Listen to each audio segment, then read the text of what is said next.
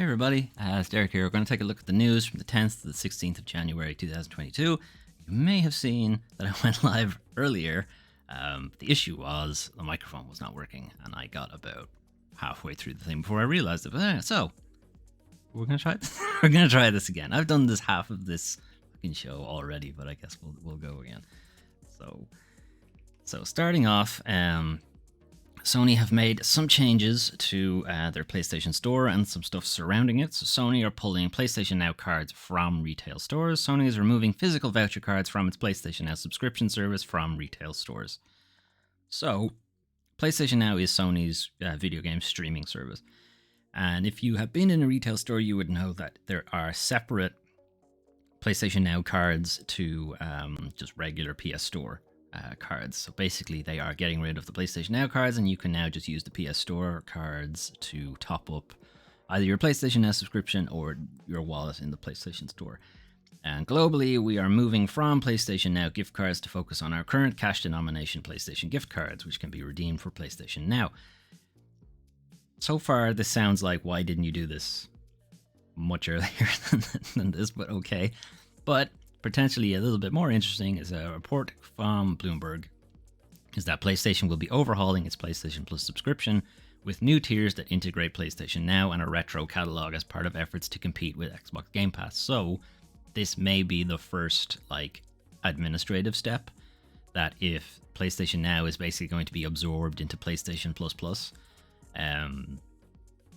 then they don't need the cards anymore. They don't need a separate thing. It'll just become part of whatever the the PlayStation Plus tier, I guess. Anyway, lending a little bit of credence to that is that PS3 games are now on the PS Store, fueling rumors backwards compatibility is on its way to PS5. So PS3 games have started popping up on the PlayStation 5 Store. PS3 games on the PlayStation Store would typically redirect you to Sony's on-demand streaming service, PlayStation Now. PS3 games on the store are complete with a price tag. So this is coming from various reports and rumors and screenshots and so on. But basically, currently on the UK site, at least, for some people, not everybody's getting this. I, for instance, amn't. And to be fair, I'm not on the UK site, but there. Anyway, some people are saying this, some people are not. So you can see here, Dead or Alive 5 in the top right corner is a PS3 title, has the PS3 tag on it. Normally, you would not see a price underneath it. You would see the PlayStation Now logo instead. So the fact that you are not seeing that suggests that maybe Sony are going to allow you to purchase these games, and then how would you actually play them? Because the PS3 has been discontinued and there is no PS3 backwards compatibility. Or is there? Dun dun dun. Yeah, so maybe as part of PlayStation Plus, backwards compatibility is coming, or as part of the absorbed PlayStation Now streaming service, they will just make the PS3 games available piecemeal, and you can buy them there and then use the PlayStation Now service to stream them, which you can do already for some PS3 titles, so maybe not. But if a full backwards compatibility thing, I can't imagine it will work with the discs. And having said that, I bought a discless PS5. So it's not really going to help me anyway, but whatever. Sticking with Sony, so this is really more of an administration logistics thing on Sony's part, but Sony has decided to keep making PS4s due to PS5 shortages. Because PlayStation 5 remains in scarce supply, it will continue making the console through 2022. So Sony had planned on stopping production of PS4s last year, the end of last year. So December 2021 would have been the last time they made any new ones. But because the PS5 is still in short supply, or more specifically, the advanced chips required for it are in short supply, they aren't able to make as many, which is obviously impacting deals they have with their manufacturing partners and factory people and materials pipelines and all that stuff. So if they had halted production of the PS4 without enough production to swap over to the PS5, it would have hampered their manufacturing deals and so on, and they may have had to end them, and then they'd have to restart them for the PS5, and it just would have hindered them even more. So this is really more of a logistical, let's just keep keep the spice flowing, even though it's not the spice people want. But we're going to keep it going so that we can keep the manufacturing deals and keep our partners happy, more or less, that we are still funding them and so on. So this is more of a, when we finally get the stuff to make PS5s, we won't then have to restart an entire pipeline or a logistics thing. It'll just be ready to go. We'll just pivot from PS4 to PS5 and that's it. Great. We were planning to do anyway, just a couple of years later. Many years later. Okay, so new releases this week, not many. In fact, 0. But a couple of console exclusives have now become no longer console exclusives. So God of War was originally a PlayStation 5 exclusive. It's made by a PlayStation first-party studio, is now on PC as of this week. So if you were not able to play it because you didn't own a PlayStation, you can now grab it on PC and play it. How powerful your PC needs to be to run it, I don't know. I imagine there are like varying graphical qualities potentially, or graphical settings. I don't know. The point is, it's there now, and more importantly, from a game preservation standpoint, it's no longer tied to a single console. So if the PS4 and PS5 disappear, and it turns out the PS6 is not backwards compatible with them, because it would stop Sony from doing that kind of thing, it's still available. You can still get it on Steam or PC, any PC game, any PC platform is what I meant to say. And then also, previously exclusive to the Switch, Monster Hunter Rise is now on PC. It will be just in time to get the it'll be just in time to get the Daybreak DLC expansion, whatever. The reason these trailers are so far in is because, again, I've done this video already and hadn't realized the microphone wasn't working, and I sure hope it is now, because I only have the one screen, so I can't monitor OBS and what's happening at the same time, particularly when I full screen these videos. So I'm a little bit at the mercy of making sure everything works the first time and not having random things just change for no reason. Anyway, Monster Hunter Rise, PC, same stuff. Better graphical fidelity because obviously it's on PC, so that's one step up from the Switch. Multiplayer will work considerably better because, again, the Switch does not really handle multiplayer well. And then voice chat, Switch just doesn't do it. It's like, you have a phone, right? Use that. Which I guess fair enough, but still, use Discord or whatever. But anyway, those are the new with an asterisk releases for this week. Okay, it is now time to talk about the worst part of video games, the video game industry. So I'm going to start with way too much money. Take-Two Interactive, parent company of Rockstar, and ZeniMax would be the parent company of... No? ZeniMax are the parent company of... Bethesda? Or then... Yes, that's what it was. Anyway, I said something wrong in the last attempt at this. Anyway, Take-Two Interactive has announced it has reached a deal to acquire mobile developer Zynga. Mobile fucking plague. Zynga. Anyway, the publisher will purchase all outstanding shares at the value of approximately $12.7 billion US dollars. That's with a B. What the fuck? Anyway, the transaction is expected to close at some fiscal quarter. Bullshit. Transaction also marks the games industry's most valuable deal yet, which was previously Tencent buying Supercell, another mobile developer, and then Microsoft buying Bethesda and ZeniMax. That's where it was, for $7.5 billion. So previously Tencent buying Supercell, $8.6 billion, Microsoft buying ZeniMax, $7.5 billion, and now Take-Two buy Zynga for $12.7 billion. Is Zynga worth 2 ZeniMaxes? Almost 2? I don't know, because the stock, or the stock market doesn't seem to think so. Following the announcement, Take-Two stock dipped by 14%, while Zynga's shares spiked by 40%. Yeah, because they got a really good fucking deal.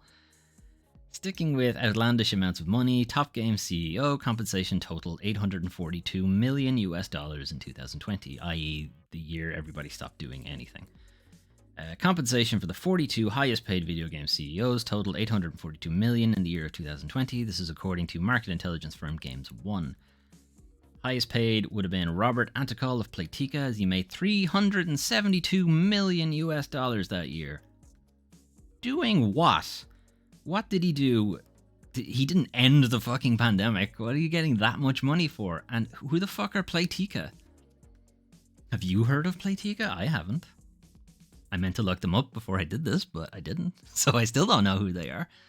Second highest, and not surprising that he makes so much money, a little surprising that he's second highest, was Bobby Kotick of ActiBliz, who makes $154.6 million in 2020, not including like stock shit as well. And then following him was Andrew Paradise of Skills with a Z. Skills with a Z. The CEO makes $103 million. Something is wrong. The survey also listed a median compensation of various company employees for comparison. So comparatively, EA staffers have an average salary of $124,000 in 2020. So that is across up and down the company. So like fucking QA aren't making 124 grand, but you know, executive shithead of marketing probably is. CEO Andrew Wilson makes 34 million, or made rather, whereas the lowest CEO payment was 162 grand to Embracer Group's Lars Wingford. That's still too much money, but okay. The lowest median employee compensation, unsurprisingly, was GameStop, which is listed at 11 grand, while company leader George Shithead earned 7.6 million. 7.6 million, your highest earning, citation needed. And then the median salary is 11 grand. That's quite a discrepancy. That's kind of ridiculous. But then, additionally, and again, we should not be surprised, the report goes on to say that the largest CEO pay ratio gap belongs to Activision, where it is set at 1 to 1,560. What the fuck? The median salary is 99 grand, which again is up and down the company. So your typical QA guy is not making that kind of money. Obviously, this also exempts contractors who would not be considered employees, so they're not even added in this whole median thing. But whatever. So, EA median 124 grand, Andrew Wilson 34 million. Okay. Activision median is 99 grand, so close, all right? Close to EA. There's still quite the gap, but close. But there's nowhere near the kind of gap as 154 million versus Andrew Wilson's 34. Like, that's still too much money, but at least like the gap is much smaller between median salary. What the fuck, EA? Or not EA, what the fuck? Well, both of you, really, but what the fuck, Activision? And then it's noted that last year, both EA and Activision reported cutting executive pay. Although it should be pointed out that executive pay is like a fraction of what they actually earn that year. Most of it is like stock bullshit. Anyway. So, speaking of Activision Blizzard, their recent shit storm, more or less, continues to be biting them in the ass. LEGO delays Overwatch 2 set over Activision Blizzard allegations. So, LEGO's Overwatch 2 Titan set won't come out next month as planned, which is this thing. The game isn't even out yet, but there's a LEGO set. Or there isn't, I guess. LEGO is delaying the release until it can finish reviewing its partnership with Activision Blizzard. The release date has now been pushed back indefinitely. Indefinitely. Wow, get fucked. Basically. Yeah, we're reviewing our partnership, alright? We're reviewing how we can get the fuck out of it, more or less. Yeah, the indefinite part is pretty bad.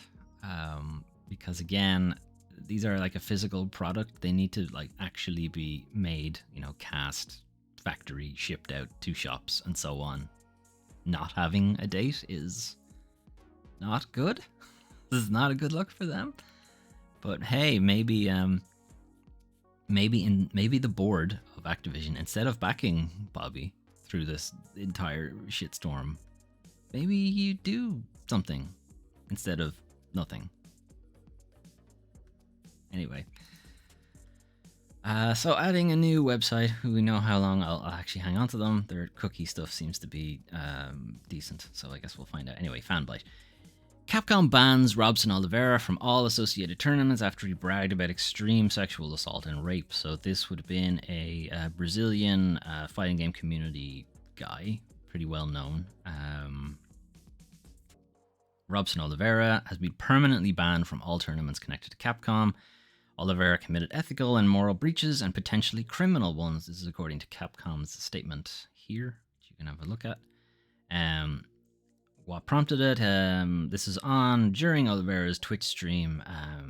He began laughingly retelling a story about getting revenge on a cheating ex-girlfriend. It goes into pretty bad detail. There is a Twitter link here with a translation of the snippet. It would have been in Brazilian Portuguese, so I don't speak that, so I would have needed a translation. I will not play it myself, just, you know, I also would not like to get banned from Twitch, even though he was banned from everything. Anyway, if you're really interested, you can check it out, but as the article points out, story contains references to rape and extreme sexual assault, so, you know, viewer discretion advised. In the past 24 hours, so at time of that reporting, Oliveira has been booted from his esports team, retroactively banned from tournaments in his home country, and had his title stripped from a recent tournament with the prize money going to second place. So Capcom are like, get fucked, basically. Well, why would you? Why? Well, one, don't be going around raping people, obviously, but two, don't fucking laugh about it on a live stream, you absolute monster. Anyway. Last thing for industry bullshit, so we're back to NFTs because, of course, they just won't go away. They're intent on forcing NFTs on us, just like they were with microtransactions and DLC that was already on the disc and so on.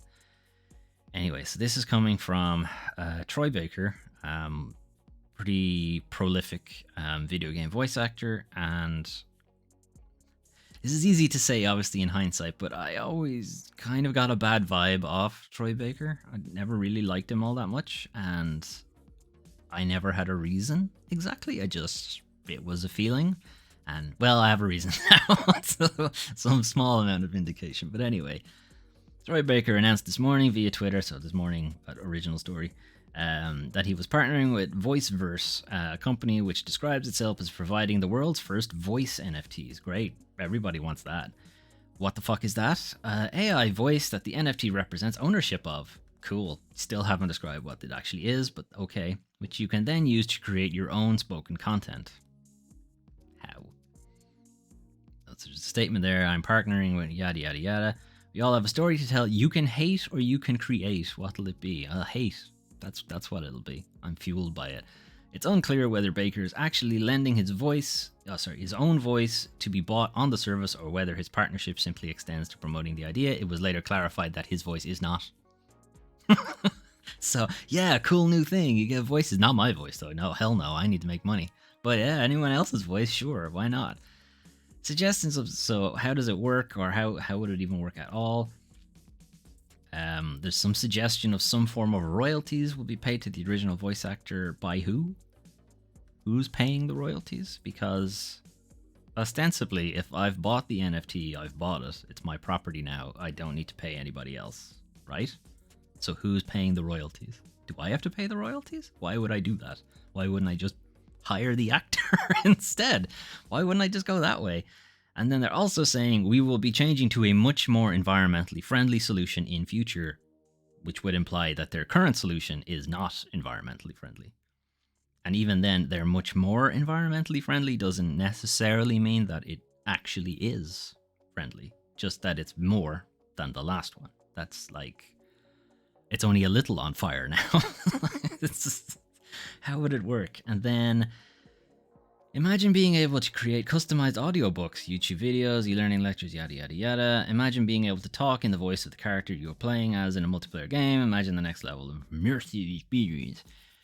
How would anybody sign off on this? You could literally have them say anything. No celebrity would be okay with that. No, like, well-known voice actor would be cool with you being able to say anything in their voice. This is like deep fake territory shit.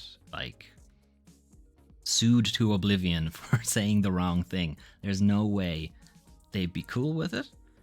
Plus, this whole NFT voice thing, if it really does like replace the voice actor more or less, why would noted voice actor Troy Baker advocate for something that would put him out of a job and put other voice actors out of a job? There's something wrong with this whole thing. Unsurprisingly, because it's an NFT, but okay. Then an update, he responded to like a massive backlash. I am absolutely not the only person to see a huge problem with this. And he was like, yeah, sorry, I did the bad thing, but he didn't walk back his endorsement. He did point out that the hate create thing was probably not the smartest move, but he has done this kind of shit before. So he has not learned his lesson whatsoever. He's more his mea culpa, which was not in any way, he was basically stop talking to me about it, pretty much. It's like, I am done with this conversation, but we're not done with the conversation, Troy, because you fucked up. You fucked up. Okay, we're gonna finish with some done stuff. So, Awesome Games Done Quick was on over this week, and there were a lot of really interesting speedruns and some, good charity work done as well. But one that I kind of wanted to point out is that there was a Stardew Valley run in 17 minutes. So the goal, I guess, of the Stardew Valley run. So, how do you finish Stardew Valley exactly? You don't really. It just kind of just keeps going, right? And in some ways, it's kind of tied to a clock in that it's like year 4 or something. You get like a kind of, hey, you did it sort of thing, I think. I don't know. There have been a lot of updates to Stardew Valley since I played it, so it's probably changed by now. But the goal of the speedrun was to complete the community center quests. So if you've played Stardew Valley, or even if you haven't played Stardew Valley, I suppose, there is a kind of optional, very long-running quest where you try to rebuild the community center by providing the mysterious mini creatures that live in there with various items you pick up over the game that you have to farm or harvest or cultivate or fish or whatever. And it takes a good long while because a lot of them are spread across different seasons, and a lot of them don't unlock until you have various tools at your disposal. So it takes a good long while to do. But he did it in 17 minutes. And probably it's like one of the funniest glitches. That's probably not an intentional glitch, but the way it works is they basically named their character a specific way. It's an incredibly long line of gibberish, like clearly code. And the way the game interprets that is that there are invisible codes embedded in certain text boxes that are used to trigger you receiving an item. So there'll be the code for here's a sandwich or whatever. That code will be somewhere embedded in the text box when it's handed over to you. So what they've done instead is they've taken the code for all the items they need and a bunch of other stuff so they can get a lot of money, and just named their character that. So, and then on top of that, they have inside their name, there's a recursive thing for like naming the item again, or it's like a favorited item or something like that. But essentially, when somebody in the game says your name, this ridiculous gibberish thing, you get all of those items, and then you get them again because of some weird recurring thing going on. And I don't know how they stop the recurring thing, but anyway, it just piles up, and they just have a shit ton of all of the items they need, and these really valuable items that they sell, so they get a ton of money and that kind of thing. It's a hilarious speedrun. You should really check it out because it's just like, wow, you really, really understand how this, like, fundamentally how the game works to break it this badly. But anyway, I would definitely, if you're going to check out one of them, check that out, and then also check out the blindfolded Sekiro run because that was also insane. Anyway, so I'm gonna have Kratos play in the background. Why not? Anyway, that was the news from January 10th to January 16th, 2022. Again, not a whole lot happening really. Sony doing some administrative stuff in the background to potentially prepare for whatever PlayStation Plus Plus is. We don't know if it's even going to be called that. And then also keeping their logistics pipeline going. That's, again, not exactly surprising, but hey, it means the PS4 is going to be around a little bit longer than we thought. And yeah, the games industry has too much money and throws it around for no reason. Zynga is not worth that much money. It really isn't. Well, maybe it is. I don't know. When they tell you how much mobile games make, or mobile game like the whatever the industry footprint, whatever way to look at it, for how much the mobile games section makes, it's always like, how the hell does it make so much money? And it's just because it's like €2 every every nickel and dimed, or as they put it. It's always like a tiny amounts of money, less than a cup of coffee kind of thing, and people pay it, and it's just it adds up. It all adds up to Zynga being bought for an obscene amount of money, and not exactly surprising, the CEOs are paid an obscene amount of money for doing nothing.